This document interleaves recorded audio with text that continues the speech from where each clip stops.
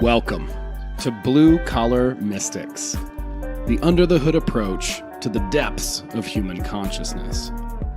So many mysteries, so little time, so many big words. That's why we aim to take the mystical and make it practical, usable in your everyday life. And you know, we want to hear from you.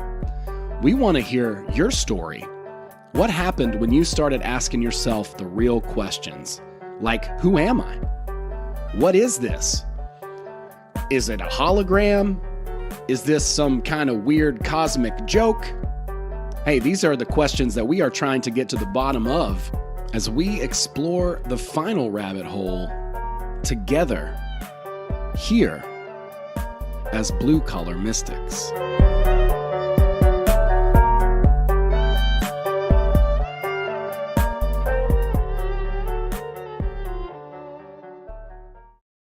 What's up, everybody? Good evening.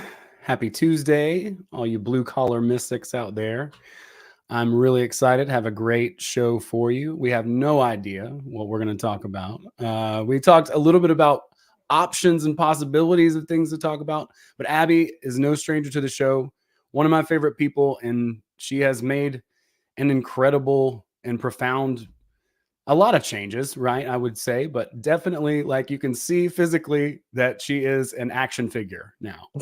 And I like that. Thank you. Yeah. When I first met you, we connected on a lot of stuff. We talked about dreaming. She has a lot of expertise in dreaming, and we're both big fans of Vadim Zeland's work, reality transurfing, and Tufty the Priestess, and just tons of different esoteric stuff we talked a lot about and experimented with, and have known each other for a few years now. So I want to welcome you again, Abbie, to the show. Thank you for being here. Thank you for having me. I'm excited to chat with you and, let everybody hear what we talk about. Yeah, it'll be cool. Yeah, you've been on a few of the Secret Society of Good Guys shows with Cheney. Those have been a lot of fun. Oh, it's so fun. I love it. Just a good group of people, and funny and smart and quippy. Very smart. Yeah. I'm often intimidated by a lot of the people that we get to be surrounded with, but in a good way. It's like, I know this person knows their stuff. So I always get to learn a lot of cool things. Me too. I just say something witty every once in a while, and I think, I contribute. Yeah, you just throw a little zinger in every once in a while. Well, I really wanted to talk to you about a little bit about your journey with physical health and bodybuilding. I know that's something that you've always been kind of nerdy about. For those of you who are familiar with the Enneagram, Abbie's type is very much a person who has to figure things out and understand things. And that's just kind of her disposition. So you've always been interested in health and, whether that be dreaming, food wise, all that stuff. When we both first met, we both smoked cigarettes. Mm-hmm. And we both have, we both quit that. But I'm interested to talk a little bit about the idea of transformation, how you have been able to, continue down this path and be consistent and get to the point where you are now. It's interesting because we can even start where did it first kind of cross your mind that you were going to want to work on your body and specifically, tone it and make it look a certain way? Because it's kind of... Well, I've always been, I don't want to say attracted because that's the wrong word, but but it's a sort of attraction to the strong female, the women who are the G.I. Jane, the Sarah Connor, I always thought that they were so awesome, and I wanted to look like that. I wanted to be able to do pull-ups. And like G.I. Jane. Yeah. And I was in the Navy. I did boot camp. I was one of the strongest women who went through boot camp. I made sure I could do, my physical readiness tests in the men's criteria, run their 1.5 miles in their time. And I could do more push-ups and sit-ups than any man at any command I went to. But it never really gave me the transformation that I wanted. So then I had 5 kids, and life just kind of got in the way, and I stopped working out and everything, and it just really took a back seat. But it was something I was always passionate about nutrition and passionate about fitness. I didn't always practice what I preached, but I knew it really well, because that's what I would sit and study. And yeah, an Enneagram type 5, we sit there and we obsess. And when we want to learn something, we don't just learn it on the surface. We have to learn every little thing about it. And so, I'd go down every single little rabbit hole as far as nutrition went, and trying to figure out what was the right thing. And fast forward to 2020, and I quit smoking during the lockdowns, and I got fat. And I've never been fat, but I was always like, I was always lean.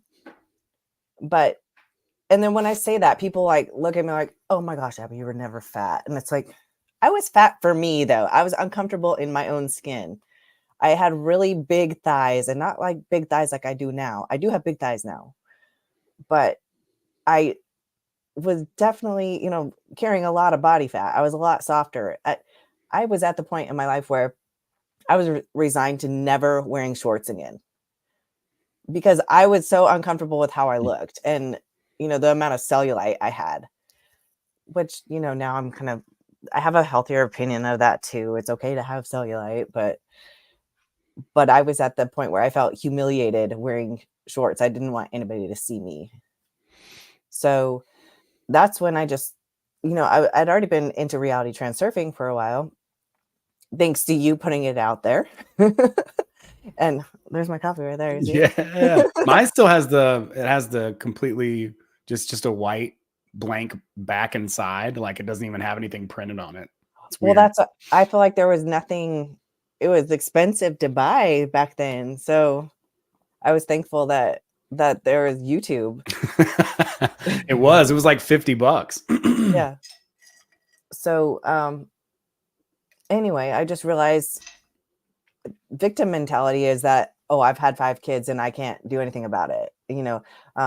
I quit smoking and I got fat, and this is just the story I have to accept. I'm going to have cellulite my whole life. And I don't know, like reality transurfing, I think the big thing to take away from it is that you're never a victim of your circumstances. You can always change whatever you want.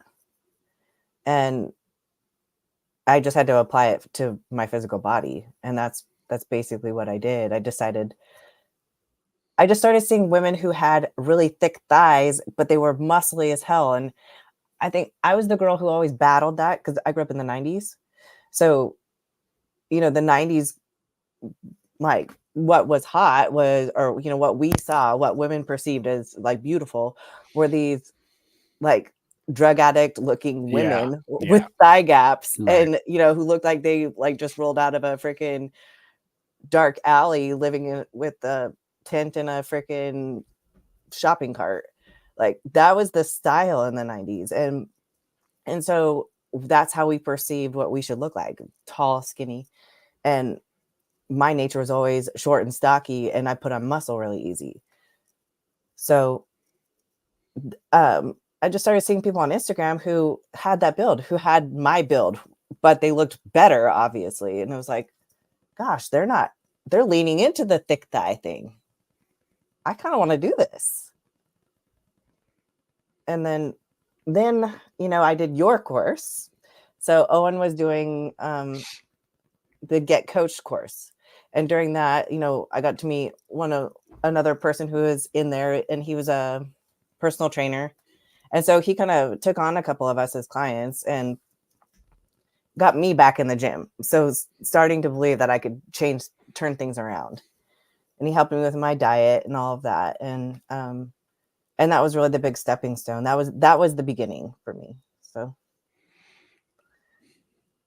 Yeah. And you've really come a long way. So can you talk a little bit about your first competition and what that was like. I mean, when you told me that that's what you wanted to do, I was like, it was surprising to me. I mean, we never know what to expect, but I didn't know, you know, but then you were like, I'm going to do this. And I was like, okay, you know,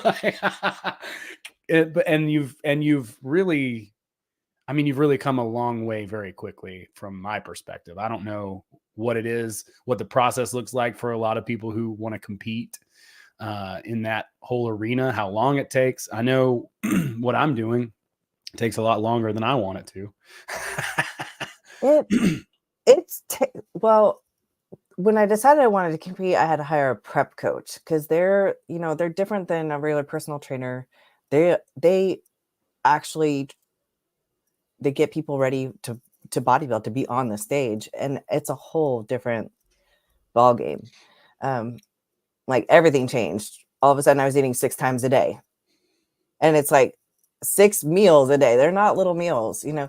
Even when I'm dieting, I eat probably more food than most people in a day. So it took about a year and a half for me to finally make it to the stage, but I had to go through a process of cutting all my body fat, and which took several months. And then from there, letting my coach see what muscle I had underneath.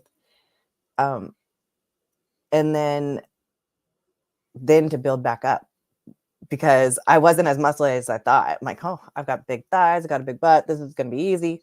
Well, that all went away like really fast. And then you hear people always say like, oh, abs are made in the kitchen. I hear it all the time now. And it drives me crazy because it's like, that's such a lie. No, abs are made by training your abs. You have to train your abs. Most people don't. Even people in the gym don't. So it's like,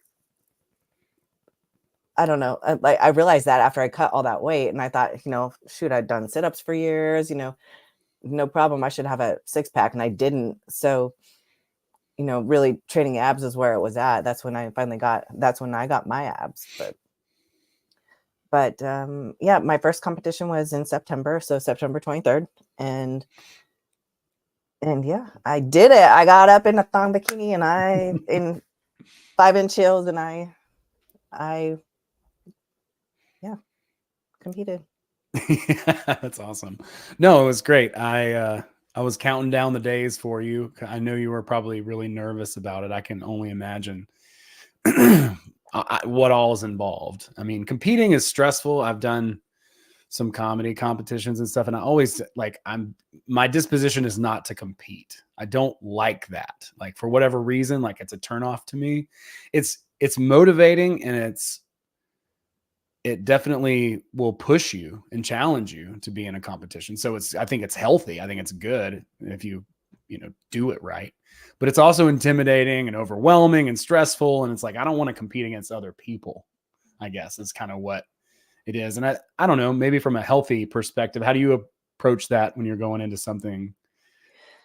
Well, I didn't necessarily want to do it to compete with other people, because it's not really about that. I mean, don't get me wrong, I want to win. But I realized if I'm spending all this time in the gym to transform my body, it should have a goal.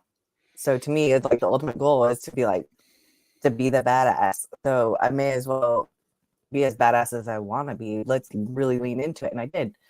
So, you know, I found that they just started this new category it's called wellness in the United States. It's been around South America for a while because Brazilians and everything are bottom heavy, but it's a category that's for women. That's where you are slightly imbalanced with a bigger bottom half. So that was inspiring me because, like I said, I had spent my whole life fighting the size that I'd pack onto my legs, and then I could finally like lean into it and like, let's grow. And I like training. I like pushing myself hard. So it's been fun. Yeah, it's like definitely I've seen a lot of the photos, and you've taken your legs and they just look so strong. Like I saw a picture earlier, and there was like a 12-pack of Dr. Pepper cans behind you, and I was like, she could crush every single one of those cans with her thighs if she wanted. And Gordy says, hell yeah, you did. Ask her how she did in the competition. Well, I got I competed in 4 categories and I won 2 and I got second in the other 2. And I'm disappointed because I expected to win all 4. I know how you But feel. Yeah, I yeah, know how you feel. I go on. It's like, yeah, I go and do something, and I want to be the best. I want to be the best. I want to be the most memorable, whatever that is, or the yeah, like. Again, hopefully in a healthy way, where I'm gonna try to improve myself. Like that's what's cool about. I think what you're doing is obviously you can't like like Nancy Kerrigan, somebody else, or like, or affect somebody else in a negative way. Really, you have to focus on yourself and what you can do and what you can bring. yeah. It's about doing everything that you're supposed to be doing, from diet to sleeping, because people don't realize that sleep is like a big part of it. Um, and then yeah, diet, sleeping, making sure you're taking all your supplements, doing your training. And then you have to learn posing, because that's not something that comes natural. It, like, especially the women, it doesn't seem like it's that hard. You stand up there in these little model poses and everything, but no, it's really, really hard. They You have to twist your body and contort it in different ways while you're flexing, or Mm. not flexing this, but flexing another muscle group and holding your waist in and trying not to breathe too heavy, smiling. It's all way more difficult. And then you're dieting. So when you start the dieting phase, when they call it prep. So when you're actually prepping for a show, it's about 20 weeks. So you're doing 20 weeks of dieting. It starts off slow, but then it's, you're going into a calorie deficit and your cardio starts going up. And then your cheat meals that you get once a week get taken away. So then you go 4 months without a cheat meal and you're like, so all you can think about is food and what you're going to eat after your show. I seriously, I fantasized about pancakes. I wanted pancakes really bad, like a big old fat stack of buttery pancakes, maple donuts, and cinnamon rolls. Oh man, I ate a lot of cinnamon rolls afterwards, which I shouldn't have. You're supposed to reverse after your show. Like, you can't just go straight from eating super clean and in an extreme calorie deficit, which the week before they call it prep week or peak week. And during peak week, like, you stop eating carbs almost altogether except for vegetables. And then you kind of limit your salt. It's carbohydrate and water manipulation, so that way your muscles spill out. So then you eat a whole bunch of carbs, you carb load right before your show. And I got drunk off of carbs. I didn't even know that was possible. But I took the day off, luckily, but I was eating so many carbs after not eating carbs for so long, I couldn't even drive. It was kind of scary. But you're doing all this weird manipulation of these different things in your body, and it's high stress. Like, you have no brain. You think, like, I was doing the most stupidest things, brainless things, and I can't even remember what they are. That's how bad it was. Like, I know I did a few things that I think I even posted about it on Instagram one day, but I don't even remember what it was now. That's how bad it was. It's like the deepest brain fog. But then after doing all that, you're not supposed to go straight into eating really bad. Like, everybody goes out to eat afterwards, but you're supposed to reverse diet, like go back into your diet and eat what you were eating before your show and then gradually add stuff back. But it's so hard. People That's don't talk awesome. about that part. Yeah. After having not one cheat meal for 5 months, you feel like you're so deprived. And you're like, but I haven't had this yet, but I haven't had that yet. And then in 2 weeks, you've gained 16 pounds. So it's crazy. Well, I mean, the amount of, I guess it's discipline or intention even that you have to use to be able to stick to that plan, like I have a hard time with diet stuff as it is, but it's like, I can't imagine like shifting so much around like that. Cause you do get used to it. Like if you have a certain thing at a time and a certain day or a treat here or whatever, it's like my body will go crazy if it'll start doing all kinds of crazy things and my mind will start acting. And that's, so I stayed on plan for almost 2 years because I have a meal plan. So I'm, my coach tells me what to eat, what amount to eat, and I, cook it, prepare it, weigh it out, and then that's what I eat. And a lot of people are like, gosh, how do you do that? How can you eat the same things over and over again? It's like, well, that cheat meal does really help you psychologically. It doesn't really make you feel good afterwards, but it does, like, the whole week you think about it, like, what am I gonna have next week? And you plan it out, and it keeps you going. So it really is a good tool. So then when you don't have it, though, it makes it so much harder to get back on track. Like, 2 years of being totally disciplined, and then I'm still struggling, and I will be competing at nationals in December, so I shouldn't be struggling at all at this point. I should be super focused, but Well, you gotta, everything is, what does he say in the book? If you don't know how to rest, you don't know how to work. Everything is expansion and contraction too. You got to take a little bit of time to get focused. I can only imagine. I can see you kind of being hard on yourself or pushing yourself a little bit hard, which is not a bad thing, but also you just did your first competition and you're about to do another one in 2 months. So we're running out of the gate. well, I want a pro card. Yeah. May as well go for it. Yeah, If absolutely. I'm going to do it, I may as well be a professional bodybuilder. Look at those pythons. Take it I don't easy. even work upper body. That's the funny thing. My coach told me after that show, because that was some of my feedback, was that my upper body was too big. He's like, I don't even want you brushing your teeth. So I train my lower body. I train legs 3 days a week.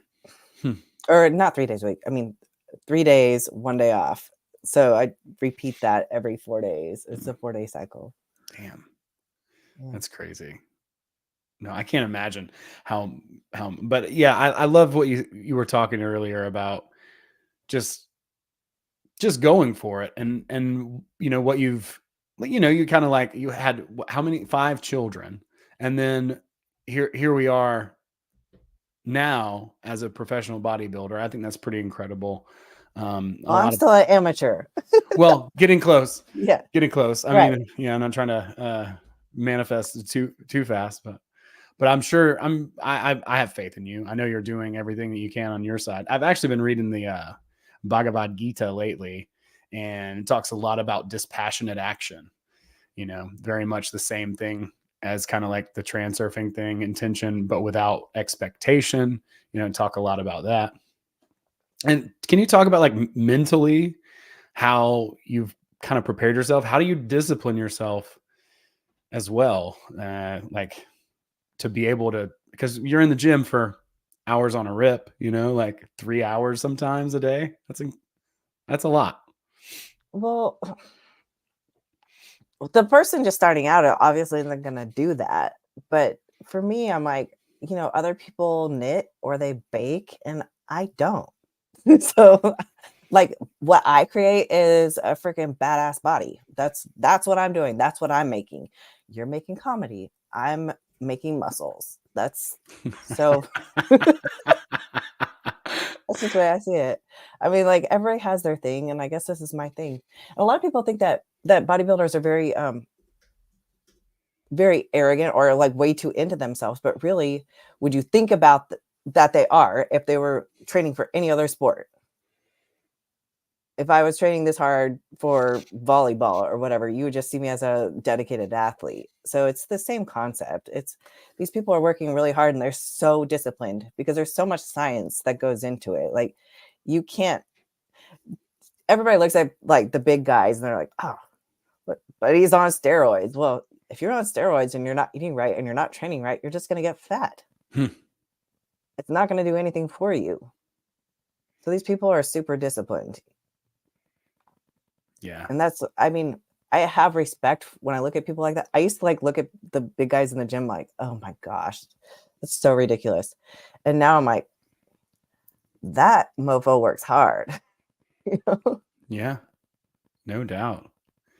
Yeah, I mean, I've always kind of had that attitude, I guess. I don't know why or where it comes from. I mean, to me, I just want to be like, I kind of like have similar with you. I just want to be, trim. Trim is fine. Like I don't necessarily care about muscles or any of that. I just want to be, look like healthy. Like not healthy, like Southern healthy. Like, hey, you want some more gravy with your biscuits and gravy? Healthy. I mean, like, You want to be the trim guy in the South.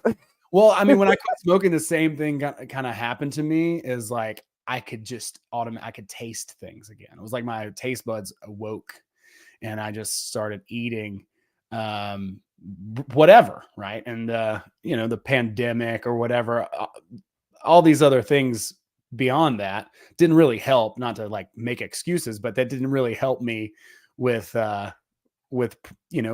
eating very healthily. But that was always because it's like I just feel a certain way as well. I can relate to how you felt.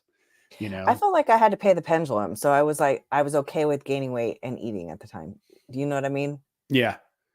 Like knowing what we know about transurfing, I was like, okay, there was a cost to this. So maybe the cost for quitting is also a pendulum. And so I have to. Yeah, it's a credit, right? I have to pay the price. Energy credits on either side. Yeah. Well, what do you think the impetus was? What do you think really was like the catalyst for you to just dive deep into this? Was there anything in particular that was kind of like a big sign for you or anything? Well, after starting training and stuff, it was actually somebody had told me that I could never get rid of my cellulite. I'm the type of person, if you tell me I can't do something, it pisses me off. Same. So somebody had told me that I couldn't get rid of my cellulite and that if I competed, I probably wouldn't do well because I didn't have breast implants. And I was like, watch me. Okay, now I'm gonna really do this. And so I reached out on Instagram to a girl who I'd seen, like she'd post her little videos all the time of her posing, and I was like, I want to look like that. And then I looked at her coach and I saw all the women that he had taken some of them, down 100 pounds and done these crazy transformations. And I knew I didn't have that far to go. So I was like, yeah, I'm going to do this. So it was really just kind of believing that I could. And I don't know, I would sit there and I would practice like transurfing, like imagining the slide of being smooth, because I didn't want to be like cottage cheese legs. I was like, smooth, but I wanted to be curvy and firm. And I was like, all those things like that added up to bodybuilder. Yeah, that's cool. Gordy asks if did all the transurfing and stuff help with the training? Which is kind of I mean, I don't know, maybe, but I think it's just because I've adopted it as my paradigm, kind of my way of life. But I don't know, I go in and out with how well I'm practicing it. It's how long has it been since I've listened to Tufty the Priestess? Because that determines how well I'm doing at it. Well, yeah, I mean, you have to keep this stuff at the top of your mind. And I have some friends who they don't like self-help books because it's fucking boring, to listen to like someone just preach at you or whatever. So very often, they get bored or tired of that, but you have to keep this stuff at the top of your mind. Otherwise, everything else just kind of permeates and saturates in. I haven't read Reality Transurfing in a while. I usually read it every year. I haven't read it this year. I read it last year, but I did read Tufty not too long ago. Life just comes in and it keeps you asleep. So you're not keeping your attention focused on both screens, the inner and outer screen. So you're just paying attention to one or the other. So no, I've been probably pretty terrible at transurfing, to be honest. But now I'm picking it back up. So well, I mean, a lot of the principles are found in other things too, like specifically the dispassionate action. A lot of people talk about that, just like not having a lot of outcome, dependence, and which you would call importance. It's kind of the same sort of thing. I mean, what do you do just mentally to prepare, motivate yourself, and stay in that sort of energy, I don't rely on motivation, honestly, because it's like if I waited to be motivated, I would never do it. Because most of the time I don't want to go to the gym. Most of the time I don't want to do a quad. I had a quad workout tonight. I hate working my quadriceps. It's like the worst thing ever. But I feel really good when I'm done. So I'm not motivated to go. I'm not even happy while I'm doing it. I'm actually bitching and complaining the whole entire time. You know, if not out loud, then in my head at least, you know. Sure. But really I know that what I want is on the other side of it. So I have to do it. Yeah. Because there's somebody else, the girl who's going to win her pro card is doing it. Yep. Yeah, I'm with you there. It's so funny because like so often, even if I'm performing, I might be like, not want to be here. You know, I only recently got to the point where I can kind of click in emotionally and be in a place, you know, that kind of resets me, you know, to be in the moment of where I'm at. But I feel that so much that I like and I love your honesty about it. Like the transparency of like, I don't want to be doing this. Every time, every squat thrust, I'm like, fuck this, you know, I don't want to do it. I cry a lot. I cry a lot in the gym. It happens, you know, but I can honestly say there's nobody there working hard as me, you know.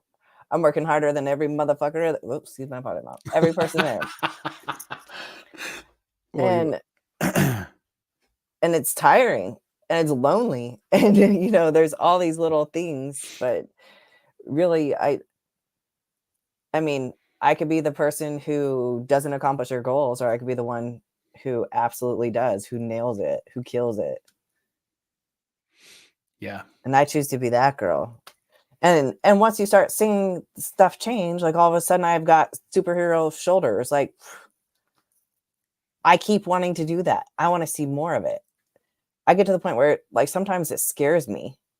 Like when my body fat's super low and all of a sudden I see total striations and I look like beef jerky, and it scares me really, really bad. But it's also like, that's my shoulder. Oh my goodness. Or that is my butt. My glutes are amazing. I can't believe that. I did it. You know, I look like I have a Brazilian butt lift. And Cheney says something about my butt. Yeah. Abbie proves that you can work for a perfect ass. Thank you, Cheney.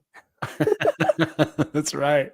No, I love that. I think that's such a great attitude too, no matter what it is that you're trying to pursue. It's I see a lot of familiarity in what you're talking about, because I feel so probably anybody who's chasing any goal, you know, it's like he talks about, I think in that book, maybe he says you got to sometimes take the fortress by lengthy siege.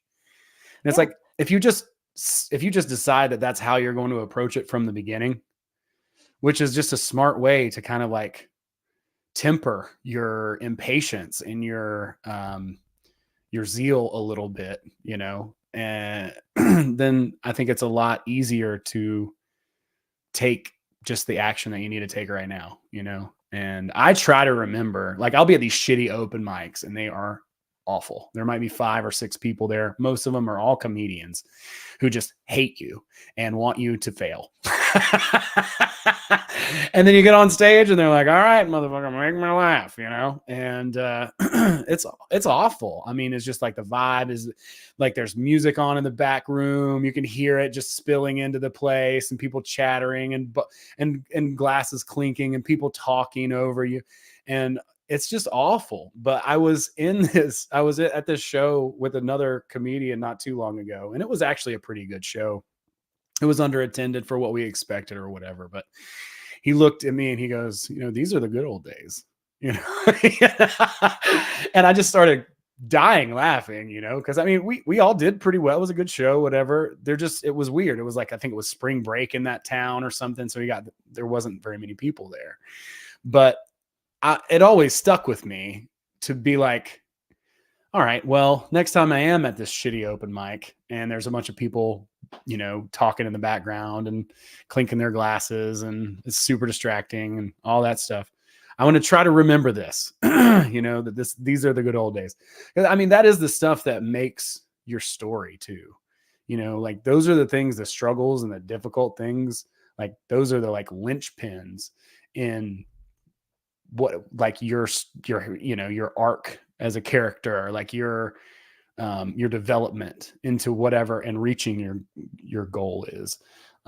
So I love the transparency and the honesty there, because I think, like I said, anybody, if you're an artist and you do pottery, you're in the studio every single day doing this one thing, and sometimes you don't want to be there, even if it is your passion. I don't ever want to do cardio. Like I have to do it every day right now, and I'm, I hate waking up early because I'd rather be dreaming. But I got to get up at 4:30 when my alarm goes off so I can get ready to go to the gym and do the stair machine for half an hour to an hour. And it's the worst thing in the world. I hate it, but I get it done. And I feel good when I'm done. But what I really have taken to heart, and this is like, it's in Tufty, the priestess. It was one of the most profound things, I think, is that your life after age 20 is about your personal degradation. Like you are just degrading until you die after 20. Like 20 is like the hot spot, and then it's all downhill from there. And you can't deny that. And that's physically, mentally, emotionally, all of it. And the only way to change that is to continue to grow. So you have to do something about that.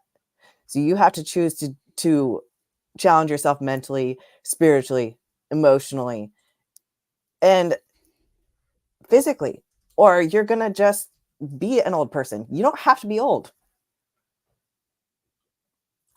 I'm not old. No, you're not. You're definitely not.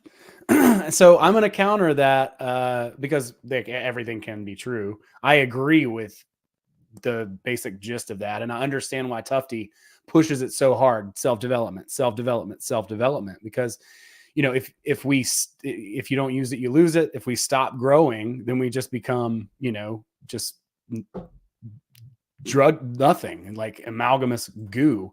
But Carl Jung did say, life really begins at 40. Up until then, you're just doing research. And I'm not going to say how old am I, because I'm not going to tell you I'm old, because I'm not. No, you're not. My age, though, is 43. So I look pretty damn good. There's no excuse. You can't say that you can't do it because you've had kids. You can't say it because you're old. You know what? That's all bullshit. Bullshit. You can do whatever you set your mind to. If you decide you can do it, you can do it. Period. Yeah, I was just watching a video and the guy was talking about one of his first, I think it was like one of his first like speaking engagements, and someone went up before him, or maybe it was after, and just crushed, and it was their first time, and he had been doing it for like 3 years, and he was talking about to another person there, and he said, what does it take to make it? And the guy told him the only thing that mattered, the only person who's going to make it is the one who just keeps going. It's cliche, but it's true. Like you just continue to show up and do the thing. And I mean, that's enough to just set you apart from the rest, 90% of the rest, because a lot of people are going to go and do that thing. And I feel like I look pretty normal right now, but I get stopped all the time at stores or whatever. And it's always random people like, hey, how much do you bench press? Like that's the most common question I get. So apparently I don't look normal, but in my head, I look pretty average. I just have, nice shoulders, but I don't look average. And it's funny though, because it's like, I don't know. I forgot my point. I'm sorry. I'm not trying to distract you by popping stuff up from the chat. That's okay. But yeah, I love the Finding Nemo reference. Just keep swimming. That's perfect. I love that. It's so simple. It's very cat postery, but it works. Yeah, one foot in front of the other. And yeah, I love that. I mean, it's crazy. It's just crazy because we met a while back ago, And I wouldn't have been able to predict this. We talked a lot about Castaneda and about dreaming and crazy mystical stuff. I'd love to hear, which I still love. Yeah. I'd love to hear, I know like you used to, now you're waking up early to, exercise and go to the gym. But I remember you used to be like, I'll get an extra hour of sleep, because I want to lucid dream and I want to, do this kind of stuff. Has that affected, how has your dream life been affected? Are you still doing those kind of practices and stuff? Well, I come home and take a nap almost every day now. So I take a nap before I go to the gym and do my lifting. And nap dreams are the best. That's when I have like the coolest things happen. But yeah, and on the weekends, when I'm not secret society of good guying it and having to get up right after I go to sleep, because we have some really early nights or early mornings, late nights, early mornings. I go to sleep listening to you guys. We sometimes go on after we stop live streaming. So yeah. That's awesome. And it's fine when you get to sleep in, but then like, I'm a mom, so sometimes it's like, you got to get up a couple hours after you fall asleep. But yeah, I've had some really awesome lucid dreams. But the nap ones are the best. Like, definitely found I don't know, how in depth are we going here? As far as you like. I mean, it's up to you. I had this really cool one, probably about a month ago, and I kept waking up, and then I'd go back into the lucid dream, and every time I go back into the lucid dream, I'd go chapter 1. It started with chapter 1, and then it would go chapter 2, and then I'd wake up and I'd go back to sleep, and I'd go back to the lucid dream, and it'd be chapter 3, and I kept respawning in different places. But I practiced some of the dream searcher stuff where you tell the dream to read to you, since you can't really read in a dream and it keeps scrambling all the words. And so I handed it this children's book, and it was weird because I want to say that the little dream person almost looked owlish, which I should have told Gordy that, but it's just kind of the image of it kind of is coming to me now. But it was like the dreaming emissary started reading to me, and it was talking in a really low voice, and I yelled at it. I was like, I know you could talk louder than that. And so then it starts reading this book to me loud enough that I could hear. I just didn't have the attention to listen to it. So it was really cool. I did some but I mean, I lucid dreamt the whole entire night. It was insane.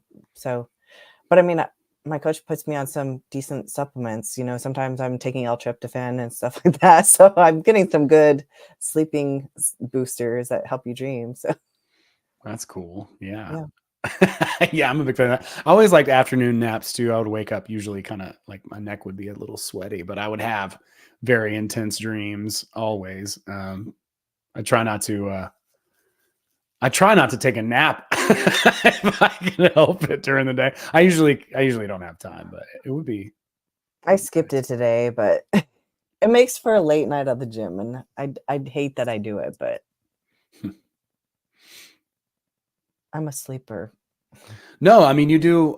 It's my other hobby. Well, you have tons of crazy experiences and we've talked about that a good bit on the show. I mean, I'm happy to talk, more about that, because I mean, I don't know how many people really use it as kind of a tool or a sounding board or kind of chart their progress with dreaming. It's difficult. I don't know if that's because of all the screens around us and all the wiring and electricity and technology, or ingredients and food, or people's habits of eating or inducing substances or whatever, right? Because certainly some like people who smoke a lot of cannabis generally won't dream, right? Like that's just a thing. If you're drinking alcohol, you're probably not going to get good. You're not going to get good sleep. I mean, I don't know. You're probably not going to have good dreams there either. But we've talked a lot about the different sort of pathways when it comes to spirituality, the idea of what Castaneda calls stalking versus sort of dreaming, and then going into all the dream searcher stuff. Like a lot of that stuff is just echoed from or taken directly maybe from Castaneda and then applied and tried. And then they kind of reported their findings to give a pretty incredible roadmap. I know for sure you've had some pretty, because one of the things that we wanted to try was we wanted to try to like meet up in the dream space. They talk about that in the book. And you had a very interesting experience that was basically kind of like that, I want to say. Do you remember the guy in the gas station that you Yeah. ran Okay. So into? I had a friend that I dreamt about 4 nights in a row, and I hadn't talked to him in a really long time. And it was just an ongoing conversation. It would start up. We had a conversation, and then the next night we would go back into the conversation, and it was 4 nights in a row. And one of the nights he had told me that he hadn't drank alcohol in 4 months. I was like, okay.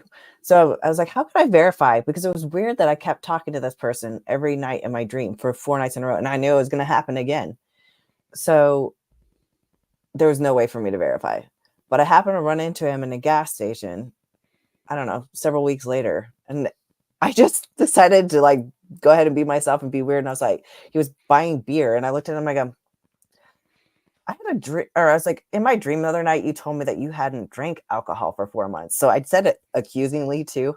And he goes, well, I haven't. I just decided I was going to drink. You know, I was like, shoot, okay, that happened. Yeah. That's a definite crossover. Yeah. And I don't know, in that book, there's some extreme examples of like plants coming to life between the worlds, and who knows what's even really possible, you know, but like just having that brush like that was pretty cool. You know, I thought that was a really cool story, you know, that kind of gives a little bit of Merit to it. yeah, a little bit of merit. Yeah, 100%. I know that there's other people who are doing that as well, or at least attempting it. And the Monroe Institute, obviously, he's done a bunch of studies like that. But yeah, it's pretty crazy.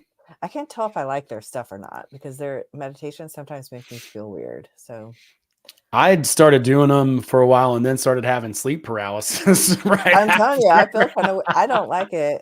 I think they are like CIA ties or something, right? I mean, who knows? I mean, everything is I think everything is kind of CIA tied, All you know, psyop. somewhat. Yeah, I had to come to the conclusion that all my heroes are probably like CIA plants, you know, Terrence Yeah. McKenna, Robert Anton Wilson, Timothy Leary. And then I heard a podcast, the Deep Share with Andy, that he interviewed this guy who was talking about like the counterculture in the 60s and the psychedelic movement and stuff. And it was just like, God, he was talking about how the peyote church was basically, you know, predicated on whatever the Mormon church is sort of founded upon, and how all these characters all knew each other, you know, and ran in the same circles. And I don't know why it's always Northern California. A lot of the stuff kind of comes out of your hometown, your home. I know, right? But Because there's a yeah, lot of weirdos there. it's crazy. I feel like Oregon's worse, but I think that Northern California. I lived there once too, so I speak from experience, but they're a little bit more like hillbilly-ish there. Yeah, no doubt. Northern Californians are just their own culture altogether. Yeah, well, yeah. As soon as I heard that podcast, I was like, "Oh my God, I guess everything I've ever thought was cool is a psyop." Neat. Yeah, I know. Wow. Should have listened to my grandfather more. You know, or whatever. I don't know. They're so boring though. Yeah, they were.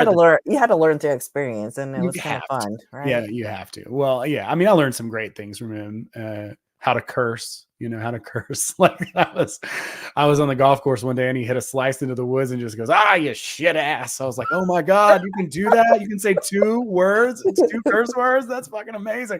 I can't wait to tell all my friends at school, you know.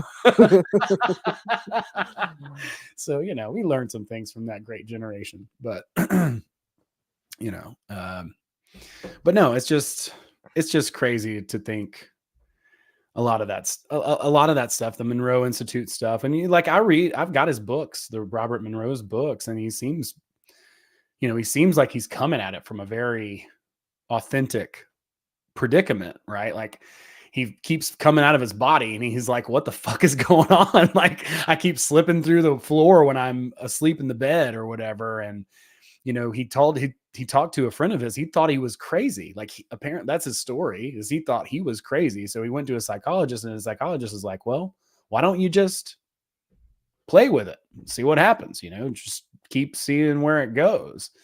And so that's apparently the story. And then they started playing with binaural beats and all that kind of stuff. And yeah, I mean, you see what, I mean, I think there's so much to that, music and frequency and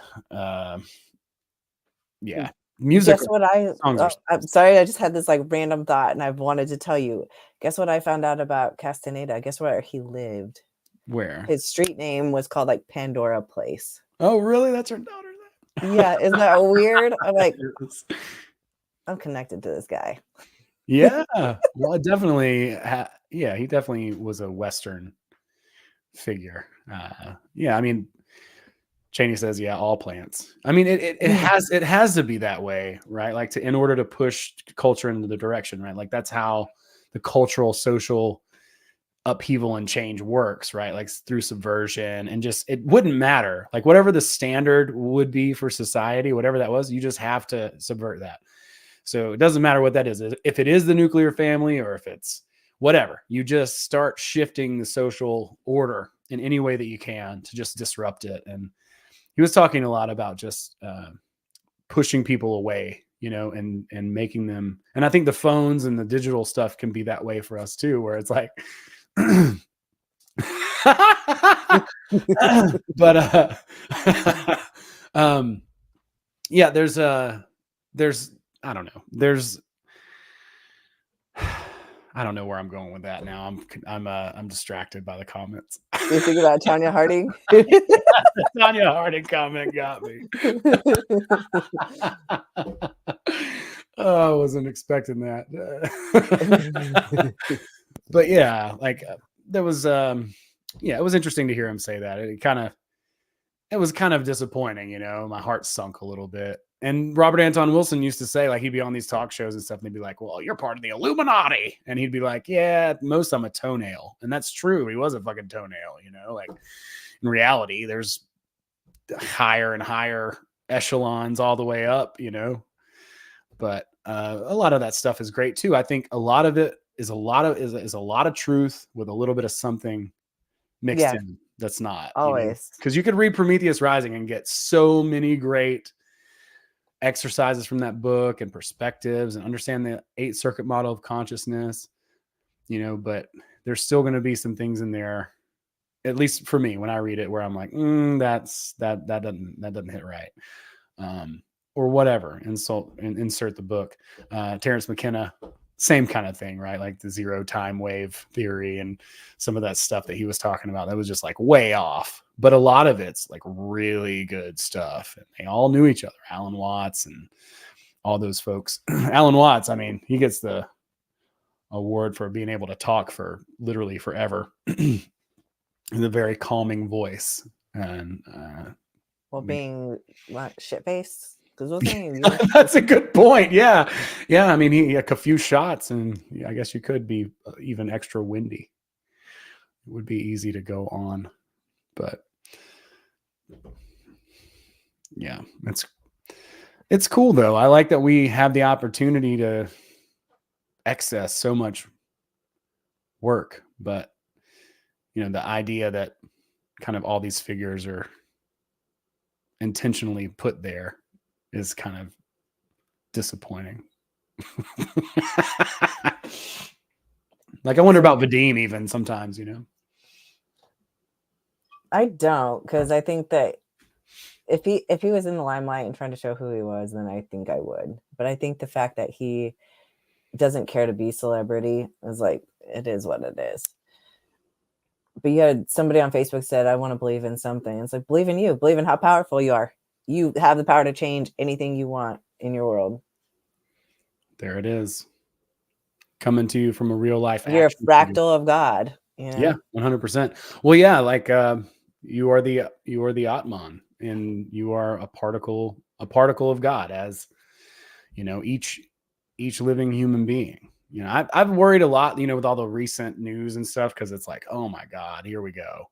It's like, well, so many people are so fucking off base too. It's just insane to me. I just don't know how people can be so off. But I'm like, well, I'm reading, you know, today and just remembering that, you know, like, have you ever read the Bhagavad Gita?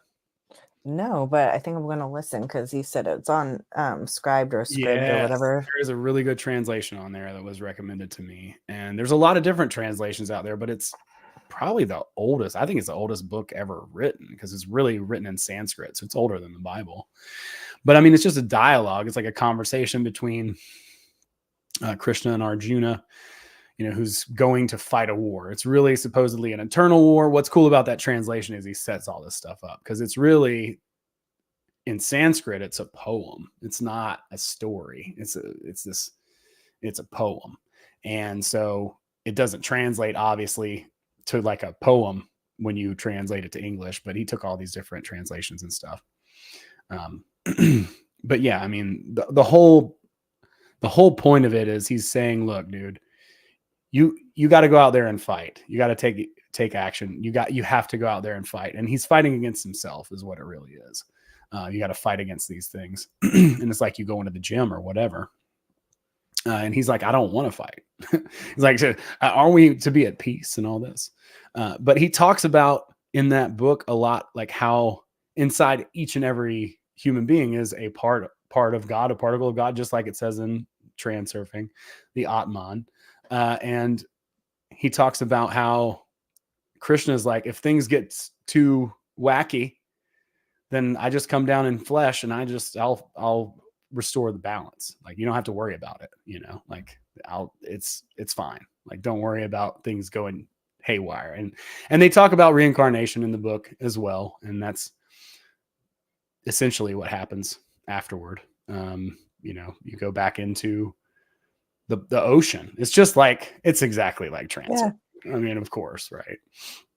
I love it. But yeah, it's really beautiful the way that it's written, and it's really a dialogue, right? Because Krishna is the creator, and then Arjuna is just like this prince who has to fight his cousin, right? And I guess that's why it's written that way, because it's like things that are near us and that we like whatever our desires are, things that are the senses. It talks a lot about like outer intention and stuff. I mean, he could have literally taken, you know, a lot of principles straight from there if he wanted to. Could have.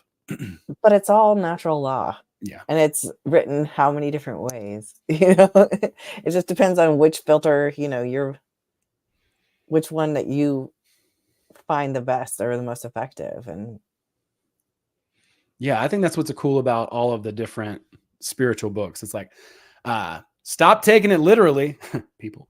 And, you know, it's really about understanding. And that's the whole fear of everything happening right now. It's funny because I find it so comical. Like, I realize so many people are scared, but you guys, okay, if any of you guys are listening to this, I know a lot of you guys kind of are familiar with simulation theory, but think about a video game. Like, you pass the level, you beat the boss, but what comes next? Another freaking level. You're always doing another level of challenging things, and there's another boss at the end. So it's, to me, it's, whether this is a simulation or not, it's the same idea. It's just another level. We're on another level, and it's okay. Everything's going to be okay. Because we kick ass. Flex those muscles one more time. Hell yeah, dude. Yeah, that's awesome. Yeah. It's nice to get hear that, you know, like, it's gonna be okay. It's gonna be okay. I needed to hear that more, like, during the pandemic. I had a breakdown during that shit, man. It was crazy.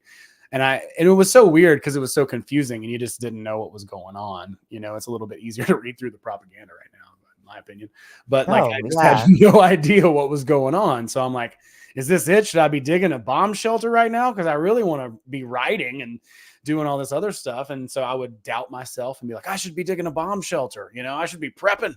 I should, you know, but here's my thing. And this is what I've come to peace. This is what gives me peace. You don't get out of this alive. You're going to die at some point. Okay. newsflash, it's going to happen. That's the one thing you can count on. Okay. So instead of like fearing it, it is what it is. Right. So yeah, we don't want it to happen anytime soon, but if all this shit goes down, like, are you really going to want to be the one in the bunker? Are you going to be the one who freaking dies from the freaking atomic bomb right away? Right. Let me fucking go in the bomb. Okay. Yeah, I'd rather see it, up close and just have it melt my flesh off and just be like a skeleton just hanging out in There's the yard. nothing wrong with that. Just decompose. Because I know it's going to happen at some point anyway. Yeah. Oh, I'm man. not advocating for people to want to die. I'm just saying No, obviously. it's okay because someday it's gonna happen. Well, it's weird because it's like the older I get, the more it fucks with me to die. Because I feel like, if you would have asked me a few years ago, I'm like, yeah, whatever, dude. I face death every day. I got it like on my fridge. It's like, you will die. Give thanks, little skeleton. And I see that every day. And so I try to keep that, in the top of mind because that kind of motivates me. If it's like, I don't want to do something, it's like, well, the clock is ticking. So you don't want to do it. Well, somebody's doing it. It's like you said. Exactly. So, and that really was my motivation for all of this was that, I've spent my entire life not like loving my body. I hated my body my entire life. I was always dissatisfied. And I realized the time is ticking away. If I actually have a chance at loving my body once in my life, then I'm going to take that chance because I deserve it. My body deserves it. It doesn't deserve all the abuse and the hatred I give it. And so I decided I was worth it. And so I took a shot and I show up for myself every single day because I now have the body that I want and I love my body. And don't get me wrong, I still have body dysmorphia. Like, I know I have no breasts, but it is what it is. I still look beautiful. I have cellulite now after my show, but that's okay because I know I can get rid of it when the time comes. Like, I love this body for what it does for me. It shows up for me. It's my vessel on this earth, and I'm so blessed to have it. And so I can show up for it, and I can do what it takes to keep it healthy. And that's really kind of where I got. Mentally, I just had this whole, like, I deserve to love my body once in my life. And the longer that I wait, the less chances I have of having that because my death is right there, right around the corner. Yep. That's good. And, it reminds me of when I used to have hair, but I was still going bald. It was real obvious that I had a widow's peak. And one of the people who's in the comments right now, he'll remember this. And I was like, well, you know what? I'm going to grow my hair long this one time just because I can. And then honestly, I waited too late. So that I need to remember that as a lesson and use that as a little bit of leverage on myself. Because, if you wait too long, it's too late, so you made the decision to do it. I've just kind of like wondered about that because I don't know, for me, I've had a hard time getting motivated for that. But being how many people hate their bodies? Most everybody, almost everyone. Yeah. Almost everyone. I always have. Even is that fair to yourself? It's not. So even when I weighed like 160 pounds, I did not look good.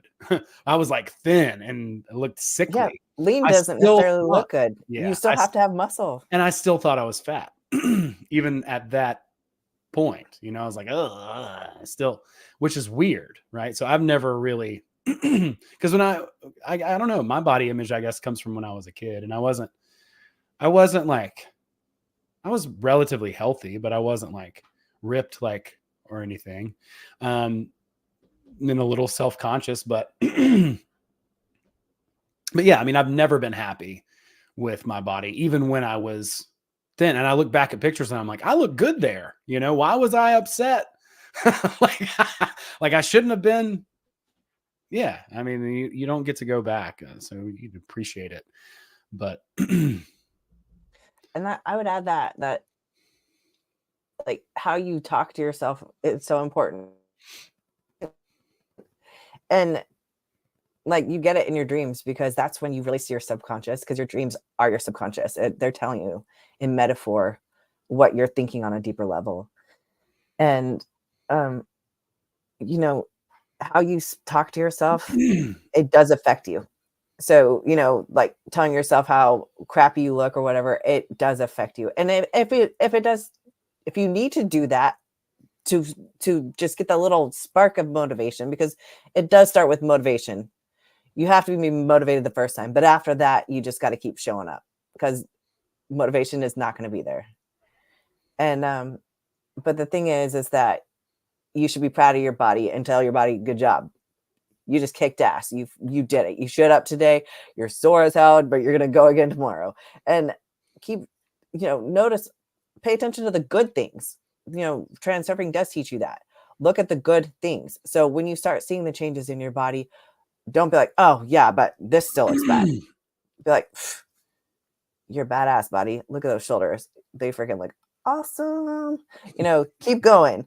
And yeah, it does make a difference. How you talk to yourself is important. Oh, I like that. Motivation comes second. Yeah. You got to like throw your hat over the fence, and with it, whatever it is that you're doing, I don't know, maybe it's a willpower thing too, where if you're focused on, go ahead. Listen to some David Goggins. He'll just be like, oh my God. Yeah. Get your ass out of bed, motherfucker. Get it done. Mm-hmm. Stay hard. Yeah. Yeah. Yeah, that's good. I like it. Yeah. I mean, it's easy to get swept up in all the hysteria and extreme bullshit out there, drama, pendulums, if you will. But yeah, I think it's important to just breathe and remember everything's going to be okay. All is Brahman, or, it's, it's all going to resolve, or, we're going to go into the infinite ether or abyss, or become an ocean from the drop that we are, or whatever, however you want to think about it. It's the same idea. And try and like put ourselves in a position to try and help anybody else. I was talking to Joe Roop today, and he was like, now's a really good time to be inspiring, right? Like, instead of, now's not the time to crush people's dreams. Now's the time to, to be, be optimistic and be positive and push through the bullshit, and really try to provide. Remember, it's just a circus. So, it's just enjoy the entertainment. It's just a ride. Yep. Bill Hicks said it best. It's just a ride. And a lot of people have a lot of money invested in that ride. So when you say it's just a ride, but yeah, no, it's good. I think that's an important thing to just keep in mind. Like, and again, it's something that I have to remind myself, because it's like so easy to just click on that video that's gonna make me sad and disappointed and steal my loosh. You know what I'm saying? Oh yeah, for sure. It's like, damn, man. It is, but then you have that's why your circle is important too. The people that you keep around you, because they help you see that it's a shit show. Well, I could get my social media banned or whatever, right? From posting a bunch of shit, but I don't know. I don't know if that really helps anything. I'd rather just be like, it doesn't. I think you're better off to what you're going to say. I'll let you finish. No, yeah.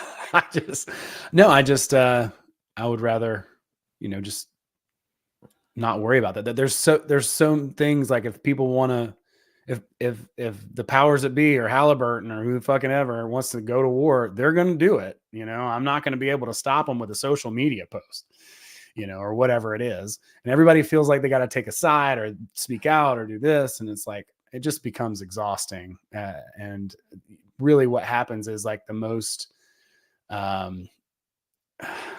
outrageous, it's a pendulum, right? The most hysteric and the most outrageous, those are the only sides that ever really get heard, because anything that's in the middle, right, that's rational, that's neutral, well thought out, is boring. It's fucking boring. Nobody wants to hear that. They want to hear the hysteria or Yeah. Oh the yeah. crazy, They've got to polarize you to keep your interest, to keep you hot hooked. take, Yeah.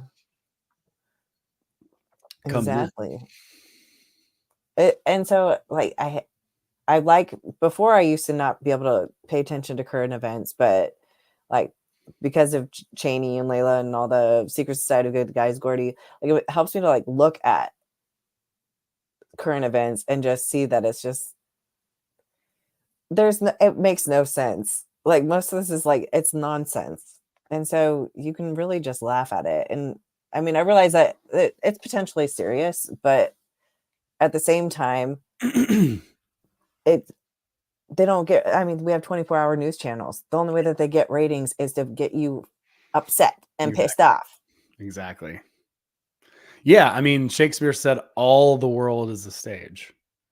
He didn't say some of it. You know what I mean? Nothing new under the sun. So this Just has all Fox just been News is happening the forever and stage. ever. Yeah. Just CNN is the stage. He said, no, all the world is a stage. And some people do want to argue. I don't mind like a good, true argument. Just from that comment that comes in there. Like, that's good. I want to learn to argue better. I was like listening to Schopenhauer. He's got like a book about argument.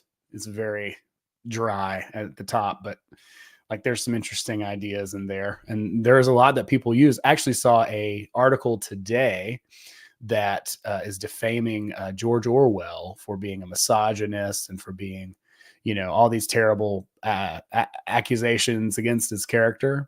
It's like they're going to push him down the memory hole with ad hominem attacks, ironically. Like, they do it to everyone. Like Dr. Seuss is, yeah. racist and all that too. Well, I don't know anything about that, but I've read Orwell, and it's like the article that like he nailed it. Nobody nailed it better than Orwell nailed it. I mean, Huxley did a great job too. When I see the world, I see a synthesis of really a lot of dystopian books, but specifically those two kind of like mixed together. Because like sexually, we're really where Brave New World is, but then like technologically and as far as like being surveillance and all that, we're totally where 1984 was with George Orwell. But I mean, if you just, but you could argue that we're seeing almost every dystopian book and movie play out. Like I really would argue that we are, and it's because the way reality works. So the more people that get polarized by reading them or watching the movie, because we forget, or people don't realize, when you invest the emotion in it, you're putting energy into motion. And so you are helping them broadcast that spell. Yeah. What Siri on? And that's where all these death cults I don't need are. to talk to you right now. Yeah, that's like sorry. No, whether it's whatever, whatever religion, it's like it's a death cult. You know what I'm saying? Like each and every one is just like leading us down. Oh, even the new age shit where it's like, oh, we have to build a new earth. Well, yeah, we can do that now. We don't have to wait for everything to burn down in order to have that.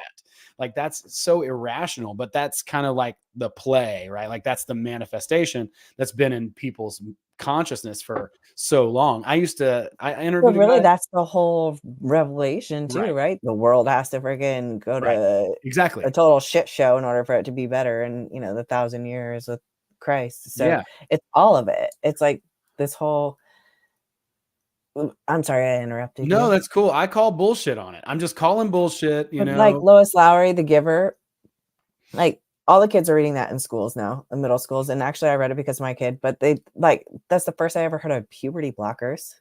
And then all of a sudden puberty blockers are a thing, for transgender children.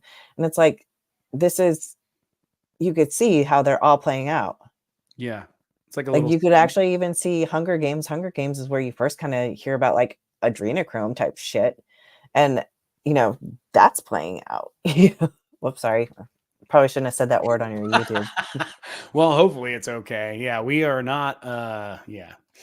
But I mean, yeah, I think that like that it's a spell, right? Like it's trying to put humanity under a spell to be like, like I interviewed a guy at the very beginning of the podcast. And he used to go by, his moniker was Apocalypse Fatigue, because his whole life, right? Like if you grew up in the Pentecostal church, like I did, like it's just all about that. Like, you know, the end of the world is more paid attention to than, you know, anything else. Like that's what they're talking. Well, the Lord's going to come, but I'm pretty sure it says when he's on the cross, he says, it is finished. Dunzo. We can move on. So like all that's done. There's no tribulation. There's no rapture. There's no mid-tribulation, post-tribulation, pre-tribulation, rapture. You know what I'm saying? Remember all those books that came out in the 90s, the end time books? They also argue about it. But it was like a whole thing. It was like the Left Behind. Yeah, Left Behind series, right? Like again, they were really good. They scared me bad. I mean, yeah, they're great. They're great, you know, as far as they're good at putting fear into you too. Straight propaganda to manifest what? A revelation, the end of the world, an apocalypse, you know. And it's like, and now you got in spirituality and New Age, you got the split. Some of us are going to 5D, some of us are hanging out in 3D. You're so full of shit. And these are the same people who predicted, you know, shit in 2012 and 2016. Oh, we're going to a new timeline. Oh yeah, are we? Do you remember? How did you not escape the pandemic, Starseed? You know.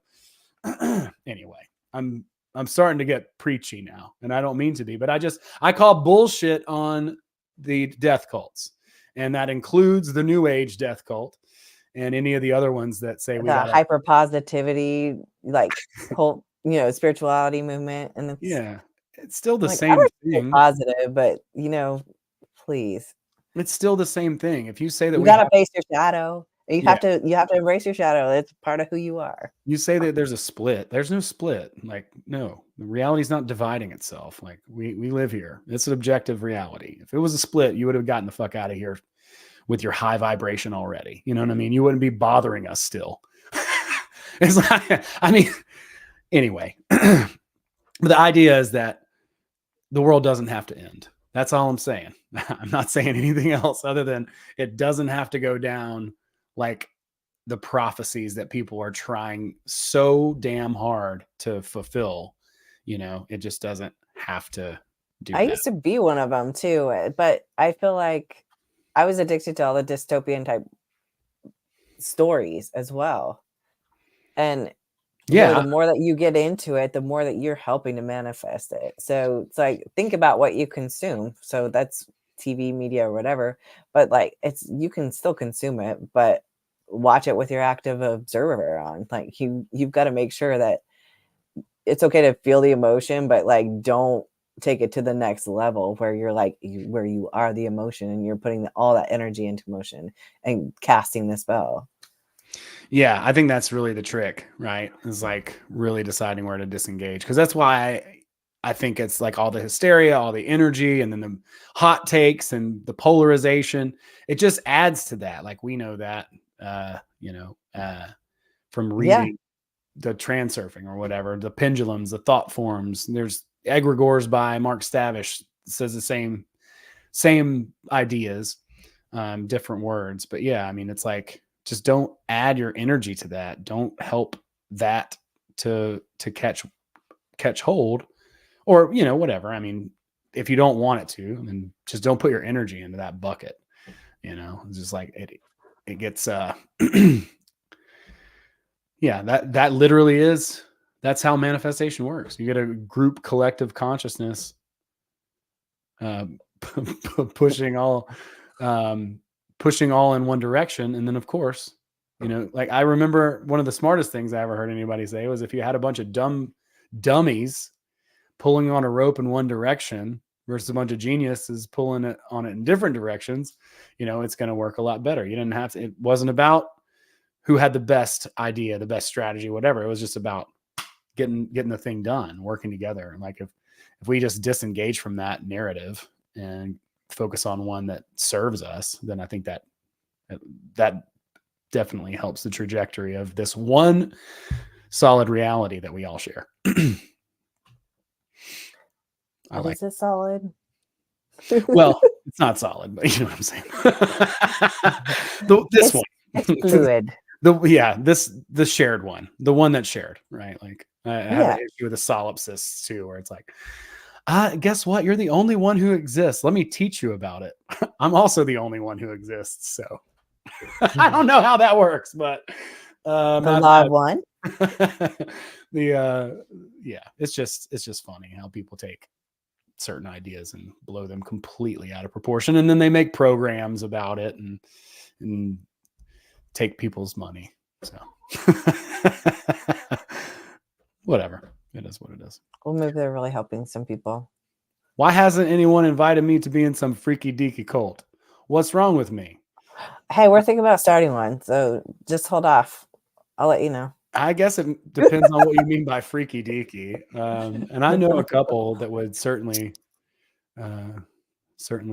open up to you. I was thinking about writing a thing about like getting kicked out of a self-help movement. It turns out it was actually a cult. Like it was actually much worse than that. Are you marketing that as fiction? No, I don't know. It's gonna be funny. I'm gonna make it like a speech. Oh, okay. A speech or like a bit, like a stand-up bit. Yeah. Okay, perfect. That is good. Yeah, I'm excited. That's been one of those things, right? Like where you just show up and you just keep showing up and you just get your face ripped off over time.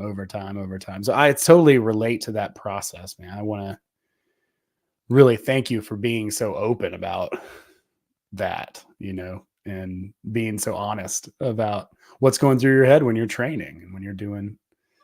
Hey, it looks like Gordy's starting a cult too. Hey, we should merge.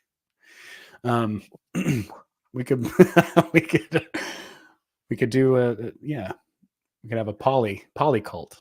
Well, that sounds like a really good time. It sounds like Gen Z, right? Like they're all just poly. That's their cult. Mormon? That's their cult. They're all poly. But the thing about that is Gen Z is not really all that kinky. They just needed to figure out how to pay rent. They're not freaky. They're just broke. They don't have any money. But yeah, let's do it. Let's start a cult. You're invited, Mr. James Cow, friend. Be in our freaky deaky cult. We'll set some parameters, but no I frame like home. Do you even say like I only knew that from the Hunter S. Thompson movie until recently, in the past like little bit of years, but I think there's probably some truth to it if it was in a freaking film. I think didn't Paranoid American and Cheney do an episode and then it just got deleted about that topic? I don't know. Okay. Well, they did an episode. I just watched the episode on Paranoid American with Cheney, but about Hunter S. Thompson? No, about the word you can't say. Oh, the A word? Mm-hmm. They did. It was a really good episode. Is it deleted? I don't know. I'm going to look for it and see if I can't find it because I've always been intrigued by that. It's a really good deep dive. Well, he's the best. He has he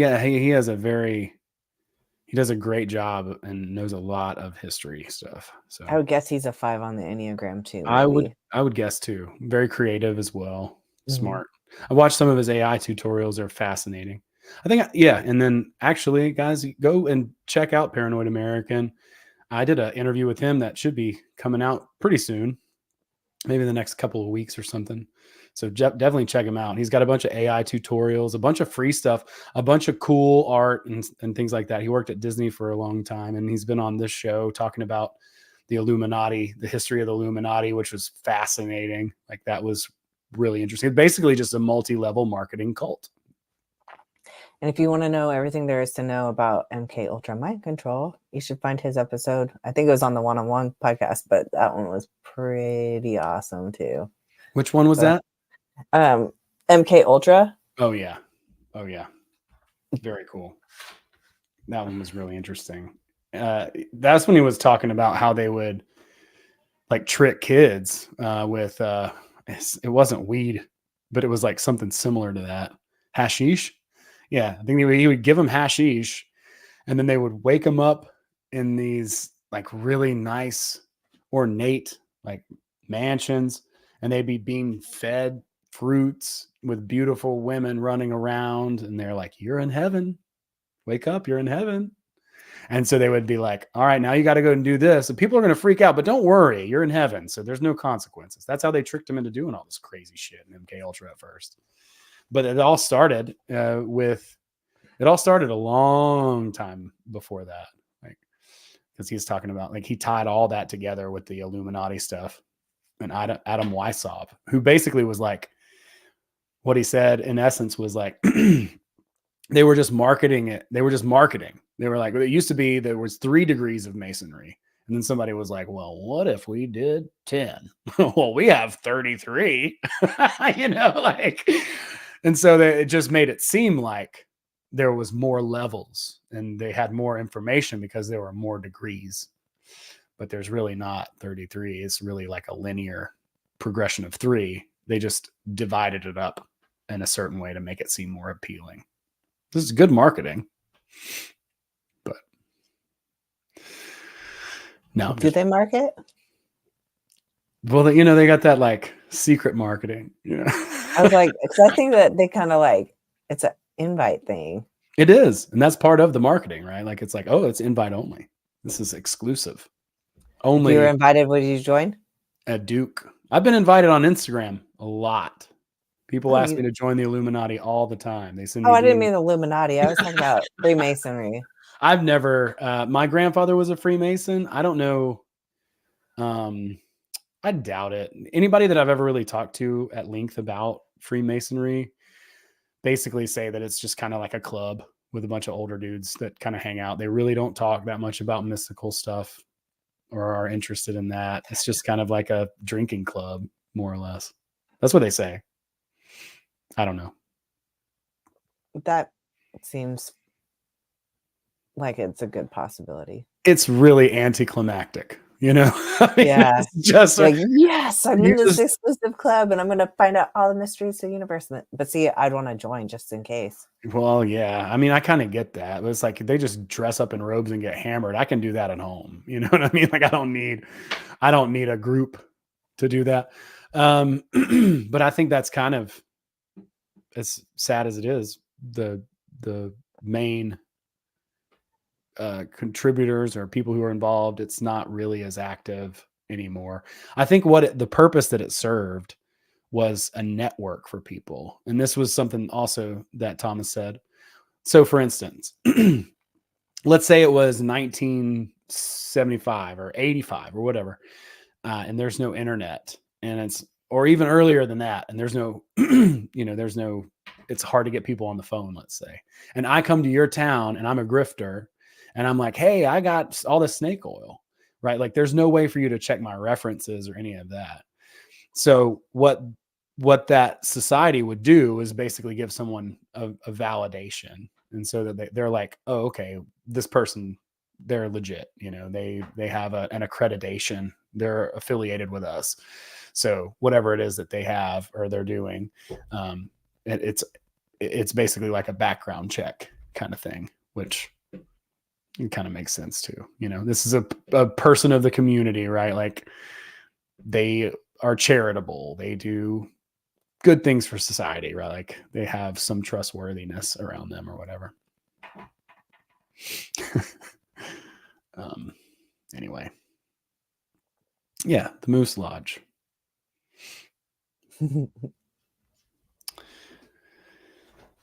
But yeah, everybody, I want to say to everybody who has hung out with us tonight, I really appreciate you being here. Me too. It is really cool. Thank you for coming to hang out, Abbie. It's been a long time since we've done this. I know. But I'm so happy to see you doing some interviews and hanging out with the Secret Society of Good Guys. Everybody, please check that out. Subscribe to the YouTube channel. I will on Project Cheney. I will put that in my, like, what do you call it? Like, featured channels or whatever. And then that way people can more easily find it. And is there anything that you want to throw out there or plug before? You can find me on Instagram at abstract1, and I spell abstract with 2 B's because my name is Abbie. So, and And yeah, if you want to talk about fitness, I am a certified personal trainer. I just don't train anybody yet, but You are certified already? I am certified. Congratulations. Thank you. So yeah, if you need fitness tips and advice, or if you think you might want to hire somebody, we can talk. That's awesome. Yeah, I don't think you could do any better from a holistic angle. Somebody who really understands not just the nutrition and the physical aspects, but a lot of the psychological and mystical and spiritual stuff as well. Yeah, it's a pleasure. I'm so glad we're friends and we've gotten the opportunity to develop and continue our relationship. It's crazy. I mean, you never know. I might be an action figure in a couple of years. Who knows? Nobody knows. You should be. I need a little Owen doll because you're my hero. You send you some beard hair or something. Yeah, absolutely. Some locks. I'll make a little voodoo doll. I won't poke pins in it, I promise. Thank you. Yeah. No, you actually are the reason why I was able to listen to reality Transurfing. So that's how I was able to read it. So it's kind of wild how we became friends. Yeah. It's awesome. It is awesome. Yeah. And everybody hanging out too. Same thing. It's wild and it's so nice to be around people and have a community and be able to confide in folks. It's really awesome. I think a lot of us probably, when we started to learn about reality or our paradigms switched or whatever, however you want to call that, we woke up. I was very alone and it sucked. So it's really nice to be able to talk to people about things and relate. It really is. Well, you were actually the catalyst for all of it, because through you, that's how I met, our friend who's the personal trainer. And then that's what kind of inspired me to go further. So yeah. So it's your fault. Thank you. Yeah. I got to say, you did the work. So thank you. And it's awesome. Thanks for being so inspiring and a good friend. And we'll be talking again soon. And I'm sure hopefully we'll get to hang out too soon. I just talked to the Grimerica guys. I'm going to go to their thing in Texas for the eclipse in April. Oh, nice. Yeah. So I'm planning that trip out. And yeah, looking forward to hanging out with some folks there, and who knows, maybe getting something else together in the meantime. I talked to Joe Roop too, and just say, hey man, let's hang out. Let's just do something chill. It doesn't have to be extravagant or expensive or whatever. It ain't nothing for me to jump in a car and drive 8 hours. That ain't shit. I'll do that. No problem. So anyway, we should all hang out. That's what I'm saying. And where is that in Texas? It is in a place called Utopia, Texas. It is near San Antonio, probably is the closest town to it. So It's about 2.5 hours from Austin. But I'm starting to make some plans now. I want to try to really get my my shit together and get on some shows. I know a bunch of people in New Orleans, and I'm sure I know some people in Austin. So I'm going to try to kind of make my way through and do some shows and hang out with them, see the eclipse, and see if the world ends. You think it will? No. No, absolutely not. I don't, because Krishna is going to come down and he's going to embody and rebalance the imbalance or whatever. It's going to be good. Everything's fine. Everything is okay. Maybe it's going to be Krista Sophia though. Yeah, that's fine. Yeah. Take her too. Absolutely. Maybe the both, right? Like that's what you got to have both. Yeah. Fullness. Absolutely. 100%. All right. Well, thanks everybody. Much love everybody out there. We will see y'all soon. I'll have Don Clark on next week to talk about Bob Podolsky. May he rest in peace. He recently crossed on over to the other side, but a brilliant man and someone who's a very influential figure when it comes to group dynamics, communication, and how to lead. If the apocalypse does happen, we're going to want to understand Bob Podolsky's principles and interacting with each other, interpersonal communication, nonviolent communication, and how to work in groups. It's funny. He has this idea called an octalog, which is supposedly it's 8 people is supposedly the most creative number, which is also the same as an improv troupe is a full. Oh, wow. Which is like, it's so funny, of course. Yeah. And we do need to hang out, Gordy. That has got to happen. We need to figure that out. Like I said, it ain't nothing to hop in a car and drive a few hours or get on a plane. So let's make it happen. It's really not. All I right. drove 5 hours to try on a swimsuit. So. It's just about motivation and just about coordination, right? Like that's it. All right. Absolutely. Awesome. Awesome. All right, everybody. We're really leaving this time. We're gonna go. All right. All right. Let's see you. Thanks.